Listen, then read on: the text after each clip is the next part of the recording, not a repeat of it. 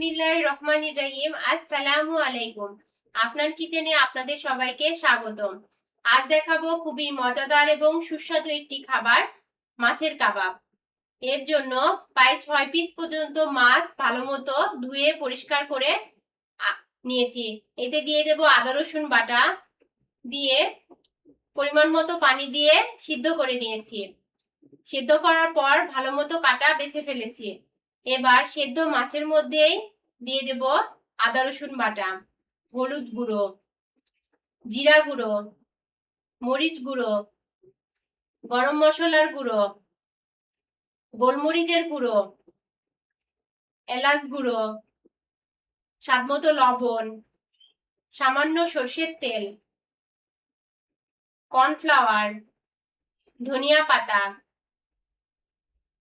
এবং কিছু সেদ্ধ ম্যাশ করা আলু দিয়ে ভালো মতো হাত দিয়ে মাখিয়ে নেব।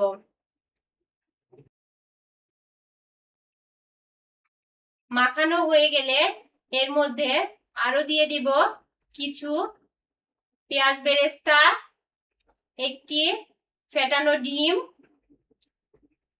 এবং কিছু কাঁচামরিচ কুচি দিয়ে আবারও ভালো মতো মিশিয়ে নেব। মেশানো হয়ে গেলে দুই হাতে ভালো মতো তেল মেখে নেব।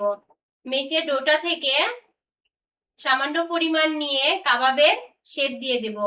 আমি গোল করে কাবাবের শেপ দিয়েছি, আপনারা চাইলে যে কোনো শেপেই কাবাবটি বানিয়ে নিতে পারেন। ইফতার বা সেহরিতে এই কাবাবের কোনো জুড়ি নেই। মাছের এই কাবাবটি বানিয়ে ডিপ ফ্রিজে প্রায় 1 মাস পর্যন্ত সংরক্ষণ করে খাওয়া যায়।